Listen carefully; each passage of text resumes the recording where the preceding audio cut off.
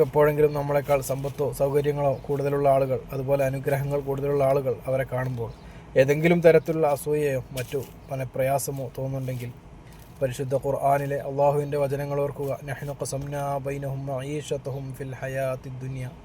നാമാണ് ഐഹിക ജീവിതത്തിൽ അവർക്കിടയിൽ അവരുടെ ജീവിതമാർഗം പങ്കുവെച്ചു കൊടുത്തത്. അള്ളാഹുവാണ് സമ്പത്തുള്ളവന് സമ്പത്ത് നൽകിയത്.